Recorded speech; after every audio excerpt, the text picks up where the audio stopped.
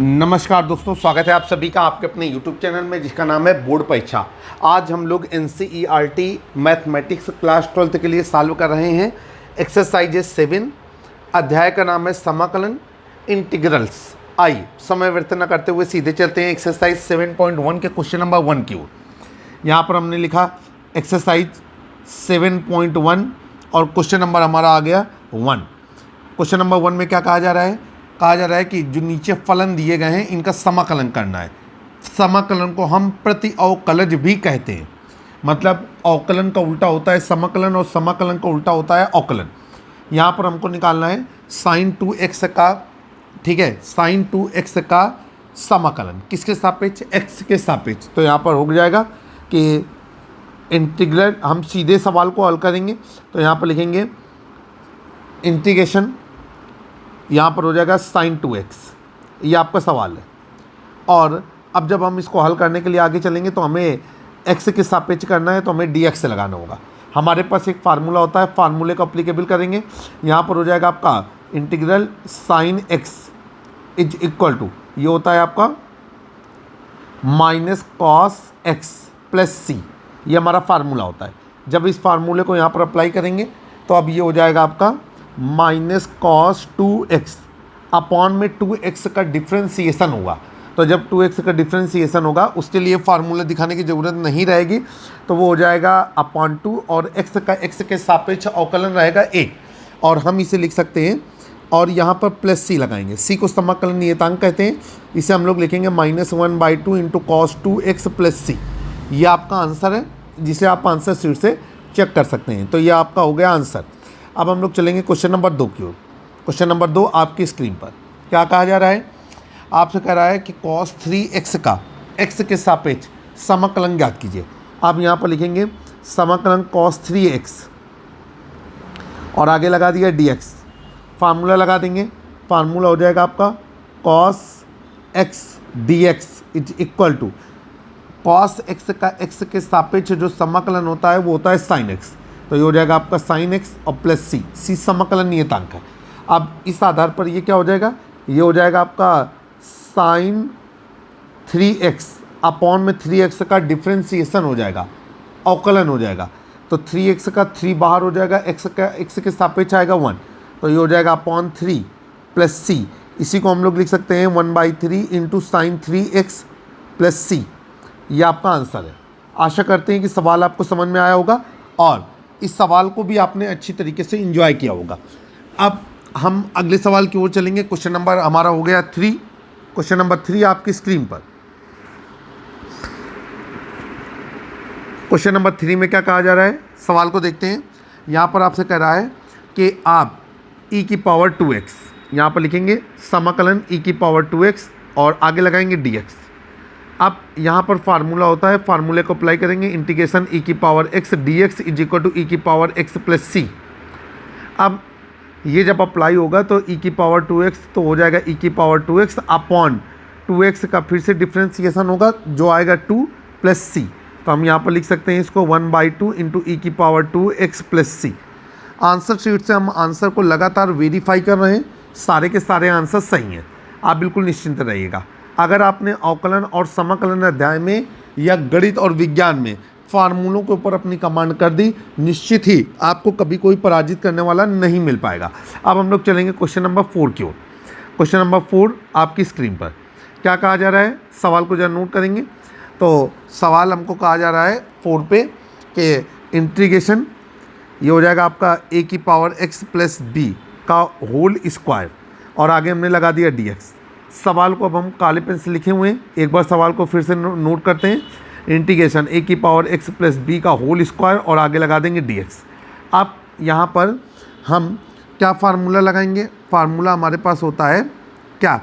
Integration x की power n, ठीक, और वो होता है x की power n plus 1 upon n plus 1 plus C. इसको हम अप्लीकेबल करेंगे। तो यहाँ पर हमने फार्मूले को अप्लाई किया। इंटीग्रेशन ये हो जाएगा आपका x की power n dx is equal to, ये हो जाएगा x की power n plus 1 upon n plus 1 plus C. अब जब हम इसे यहाँ पर अप्लाई करेंगे तो ये हो जाएगा आपका क्या? ये x मानते हुए हल करेंगे तो ये हो जाएगा आपका ax प्लस बी कि होल पावर ये हो जाएगा आपका 2 + 1 n+1 अपॉन n+1, तो ये हो जाएगा आपका 2 + 1 और बटे में ax + b का डिफ्रेंसिएशन होगा। तो जब इसका डिफ्रेंसिएशन करेंगे तो ये कितना हो जाएगा, ये हो जाएगा हमारा कितना 2 × x का x के सापेक्ष हो जाएगा 1 और b का x के सापेक्ष हो जाएगा 0। तो हम लोग इसे लिख और प्लस यहाँ पर लगाएंगे c, तो इसे हम लोग लिख सकते हैं ax + b की होल पावर 3 अपॉन नीचे हो जाएगा ये 2 बाहर नहीं a बाहर होगा, सॉरी हम अपनी बात को वापस लेते हैं a, तो ये हो जाएगा हमारा कितना 3a। ठीक, और अगर हम इसको दूसरी तरीके से लिखना चाहें तो हम किसी भी तरीके से रिप्रेजेंट कर सकते हैं, उसमें हमारा कोई रूल नहीं रहेगा। ये हमारा आंसर है। तो आपने क्वेश्चन नंबर 4 को भी फिनिश किया। क्वेश्चन नंबर 5 आपकी स्क्रीन पर, क्वेश्चन नंबर 5 को सॉल्व करेंगे। इंटीग्रेशन करना है, इंटीग्रल्स को सॉल्व कर रहे हैं, समाकलन अध्याय को हल कर रहे हैं। इस समय आप NCERT की मेन पुस्तक पढ़ रहे हैं। जब सवालों में आपको लिखना नहीं होता है, लैंग्वेज का इस्तेमाल नहीं करना होता है, तो सवाल बहुत आसानी से हल होते हैं। अब ये हो जाएगा आपका इंटीग्रेशन, ये क्या आपको दिया गया है, यहाँ पर दिया गया है sin 2x - 4 × e⁻3x और इसको बंद कर देंगे और आगे लगाएंगे dx। इस सवाल को हल करना है। सवाल को हमने एक बार फिर से नोट किया। इंटीग्रेशन ये हो जाएगा आपका sin 2x - 4 × e⁻3x, ठीक है, × dx। अब यहाँ पर प्रत्येक पद के लिए अलग अलग कर दिया जाए, तो ये हो जाएगा आपका इंटीग्रेशन sin 2x × dx, ठीक, -4 बाहर आ गया और इंटीग्रेशन e⁻3x dx। अब हम इसे सॉल्व करेंगे। फार्मूला हमारा लगेगा, सबसे पहले फार्मूला ज़रूर लगाएंगे। फार्मूला हो जाएगा इंटीग्रेशन, ये हो जाएगा आपका sin x dx = अब ये हो जाएगा आपका -cos x + c, और इसके बाद फार्मूला हमारा लग रहा है integration e⁻x dx = e⁻x + c। Applicable करेंगे तो ये कितना हो जाएगा, ये हो जाएगा आपका -cos 2x और 2x का हर में डिफ्रेंसिएशन हो जाएगा, 2 अचर होने की वजह से बाहर आ जाएगा, x का x के सापेक्ष जो अवकलन होगा वो 1 रहेगा, और ये हो जाएगा आपका -4 × e⁻3x और 3x का नीचे हो जाएगा, तो ये हो जाएगा 3 और +c, और यहाँ पर हम लोग लिख सकते हैं -1/2 × cos 2x - 4/3 × e⁻3x। ठीक है, आंसर शीट से आंसर को जस्टिफाई कर रहे हैं। आप बिल्कुल भी परेशान न होइएगा, जस्टिफाई करते हुए आगे बढ़ेंगे। और ये हो जाएगा आपका कितना, ये हो जाएगा +c। अब यहाँ पर हमने आंसर मेंशन कर दिया। आई होप कि सवाल आपने एंजॉय किया होगा। 5वां सवाल आपका कंप्लीट हो गया। आप चलते हैं सवाल नंबर 6 की ओर। सवाल नंबर 6 आपकी स्क्रीन पर। आइए इसे हल करते हैं। क्या कहा गया है, यहाँ पर कर रहे हैं कि निम्नलिखित समाकलनों को ज्ञात करिए या निम्नलिखित के समाकलन ज्ञात कीजिए। तो ये हो जाएगा हमारा, अभी हम लोग चलते हैं क्वेश्चन नंबर 6 की ओर। क्वेश्चन नंबर 6 आपकी स्क्रीन पर। सवाल क्या कह रहा है, जब सवाल को देखेंगे। ये है आपका इंटीग्रेशन 4 × e⁻3x + 1 × dx। चलिए सवाल को हल करना है, तो सवाल को एक बार फिर से नोट करना होगा। ये हो जाएगा इंटीग्रेशन 4 × e⁻3x + 1 × dx। अब इसे हम आगे लेकर के चलेंगे, तो अलग अलग कर देंगे। तो integration 4 × e⁻3x dx plus integration 1 × dx। Formula applicable करेंगे। फार्मूला हमारा होता है क्या, यहाँ पर अच्छा एक चीज़ और करना है कि अचर पद को हमें बाहर कर लेना होता है। तो अगर हम चाहें तो 4 को बाहर करने, तो सवाल हमारा एक बार में सेटअप होने लगेगा। ये हो जाएगा आपका integration e⁻x dx = e⁻x + c, और ये हो जाएगा इंटीग्रेशन 1 × dx = x + c। ठीक है, अब ये हो जाएगा आपका कितना 4 × e⁻, ये हो जाएगा आपका 3x/3 + x + c। ये आपका आंसर है। देखिए यहाँ पर जो c है वो 2 वैल्यू से मिलकर के बना है, उसे हम c1 + c2 भी कह सकते हैं। ठीक है, चूंकि पहले पद का जो समाकलन नियतांक है वो हमारा निकलेगा C1 और दूसरे पद के लिए जो समाकलन नियतांक है वो हमारा निकलेगा C2। तो ये हो गया 4/3 इंटू ई की पावर 3x प्लस सी, और ये हमारा आंसर हो गया। आई होप कि सवाल को आपने इंजॉय कर लिया है। क्वेश्चन नंबर 7 आपकी स्क्रीन पर। एक्सरसाइज चल रही है 7.1 NCERT की मुख्य पुस्तक है गणित की, जो आपके सामने सॉल्व की जा रही है। ये आपका क्वेश्चन नंबर 5 जो दिया गया है वो कुछ इस तरीके से दिया गया है कि समाकलन ये हो जाएगा आपका sin 2x माइनस 4 इंटू ई की पावर 3x, और आगे हम लोग कर देंगे dx। यहाँ पर क्या करना है हमको, यहाँ पर हमने लिखा है इंटीग्रेशन, ये हो गया आपका sin 2x माइनस 4 इंटू ई की पावर 3x इंटू dx। अब प्रत्येक पद का समाकलन अलग अलग कर दीजिए। ये हो जाएगा आपका इंटीग्रेशन, ये हो जाएगा आपका sin 2x into dx minus 4 integration ई की पावर 3x dx। आइए अलग अलग करते हैं, फार्मूला अप्लाई करेंगे।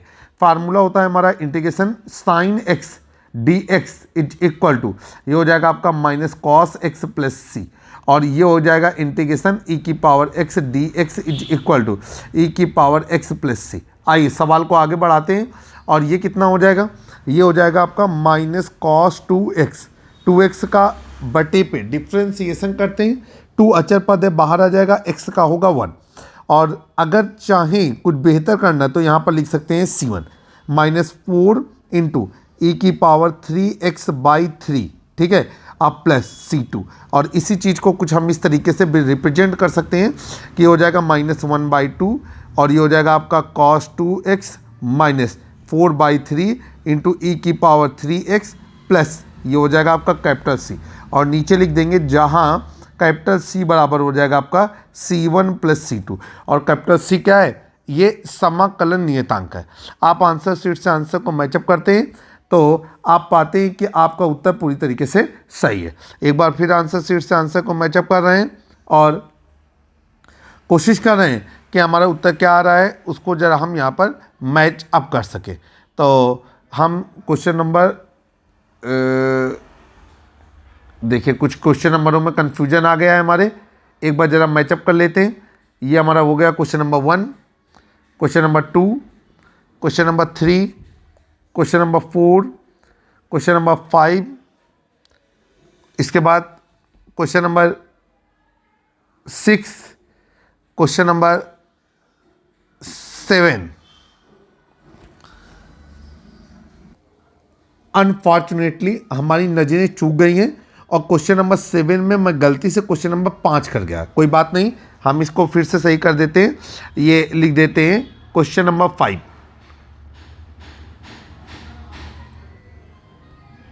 क्वेश्चन नंबर 5, ठीक है। चलेंगे भाई, अब आगे चलते हैं। अब तो हमें एक बार फिर से रिपीट करना होगा। कौन सा question number? Question number 7। Question number 7 को लिखते हैं। यहाँ पर हमें क्या दिया गया है? हमें सवाल हल करने के लिए दिया गया है और इसे हम लोग नोट करेंगे। ये हो जाएगा आपका समाकलन और ये एक्स स्क्वायर ब्रैकेट में 1 माइनस 1/x², और ये हो जाएगा आपका dx, ठीक है। चलिए हल करने के लिए नीचे उतारते हैं। तो ये हो जाएगा आपका x², ठीक है। ये ब्रैकेट को सही करेंगे तो ये हो जाएगा आपका x² और ब्रैकेट में 1 माइनस 1/x², और ये हो गया dx।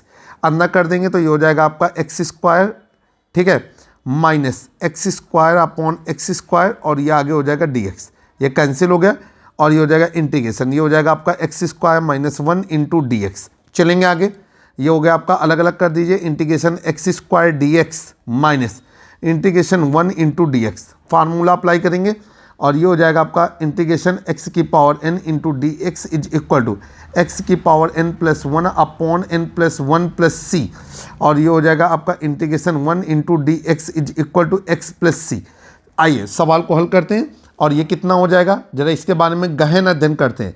तो ये हो जाएगा आपका x की पावर 2 प्लस 1/2 प्लस 1, क्योंकि फार्मूला होता है x की power n dx is equal to x की power n plus 1/n plus 1 और माइनस x प्लस सी, और इसे हम लोग लिख सकते हैं x³ 3 माइनस x प्लस सी।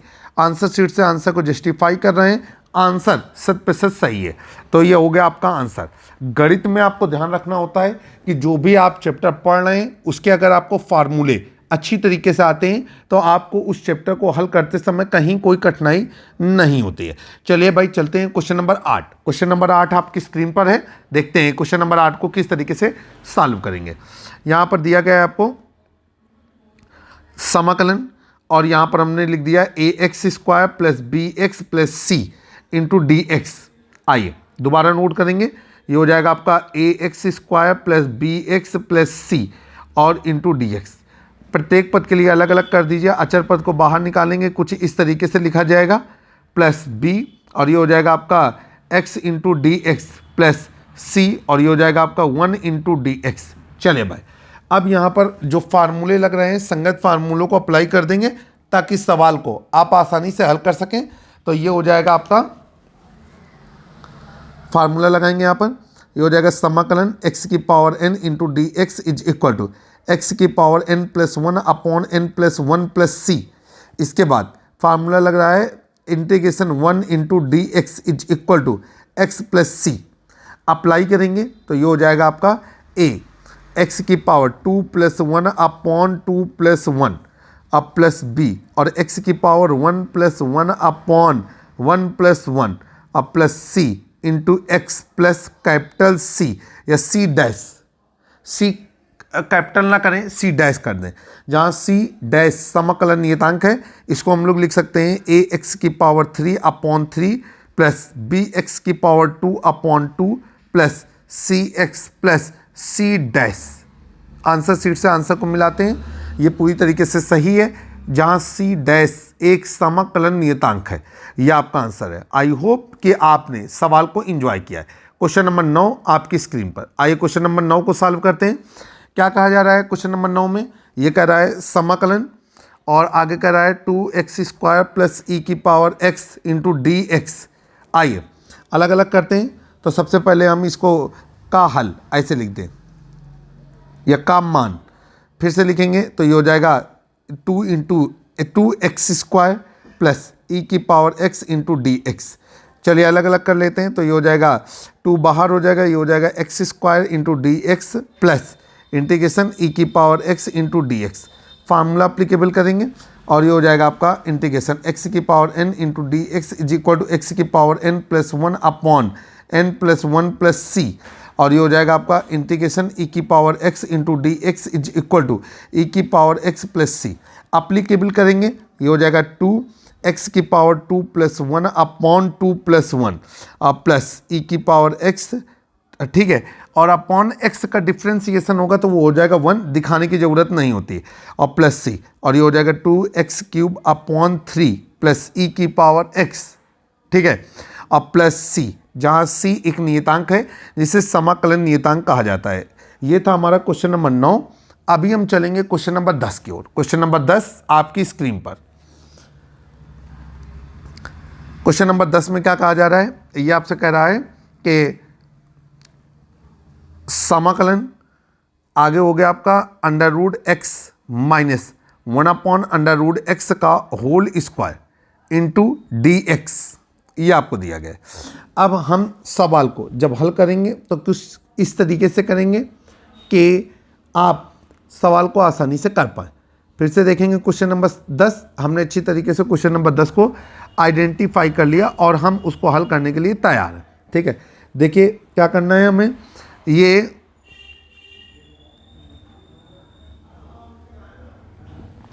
इसका स्क्वायर कर दे, ठीक। तो यहाँ पर हम कुछ इस तरीके से करेंगे कि पहले सवाल का इंट्रोडक्शन होना चाहिए। तो यहाँ पर लिखेंगे का हल। अब हम इसको एक बार फिर से नोट डाउन करेंगे और ये हो जाएगा integration under root x minus 1 upon under root x का whole square into D x. Formula लगाएंगे, यहाँ पर फार्मूला लगेगा a बराबर अंडर रूट एक्स, बी बराबर 1 अपॉन अंडर रूट एक्स, तो a प्लस बी का होल स्क्वायर, और ये हो जाएगा आपका a square plus B square plus 2ab। अब ये हो जाएगा आपका कितना इंटीग्रेशन, और ये हो गया आपका अंडर रूट एक्स का square plus 1 upon under root x का होल स्क्वायर, और -2 इंटू √x इंटू 1/√x, और ये बंद करके बाहर लगा दिया हमने dx। बगल में काले पेन से जो लगे हुए हैं वो हमारे फार्मूले हैं। स्क्वायर करेंगे तो ये हो जाएगा आपका इंटीग्रेशन, और ये हो गया आपका x प्लस 1/x, और ये कट गया तो ये हो जाएगा -2, और ये हो जाएगा dx। प्रत्येक पद के लिए इंटीग्रेशन को अलग कर देंगे, समाकलन को अलग कर देंगे। तो integration x dx plus integration 1/x dx minus integration 2 को बाहर करिए, 2 अचर पद है, 2 को बाहर करिए, और ये हो जाएगा आपका integration 1 into dx। Formula applicable करेंगे तो फार्मूला हो जाएगा इंटीग्रेशन x की power n into dx is equal to x की power n plus 1/n plus 1 plus c, ठीक है। और फिर integration 1/x dx is equal to log mod of x plus c, और इसके बाद integration 1 into dx is equal to x plus c। इतनी चीज़ें आपके सामने आ गई हैं। अब हम क्या करेंगे कि सवाल को आगे हल करते हैं, और ये हो जाएगा आपका x की पावर 1 प्लस 1/1 प्लस 1 अब plus log mod of x base e और -2x प्लस c, जहाँ c c1 c2 c3 के बदले एक समाकलन नियतांक है, और हम इसको लिख सकते हैं x²/2 plus log mod of x base e -2x plus c। Answer sheet से आंसर को जस्टिफाई किया, आंसर 100% सही है, यह आपका आंसर हो गया। अभी क्वेश्चन नंबर 11 आपकी स्क्रीन पर। क्वेश्चन नंबर 11 में क्या कहा जा रहा है, यहाँ पर कहा जा रहा है आपसे कि समाकलन ये दिया गया है आपका x³ plus 5x² minus 4/x² into dx। आप कह रहे हैं इसको हल करिए, एक बार इसे नोट करते हैं। ये हो जाएगा आपका समाकलन x³ plus 5x² minus 4/x² into dx। अंश के प्रत्येक पद के लिए हर को अलग करेंगे, ठीक है। ये हो जाएगा आपका integration x³ into dx plus 5 integration x² into dx minus ये हो जाएगा 4 इंटीग्रेशन 1 इंटू dx। आगे चलेंगे, अब ये बचेगा आपका x इंटू dx प्लस 5, और ये हो जाएगा इंटीग्रेशन 1 इंटू dx, ठीक है। फिर से एक बार देखते हैं सवाल को।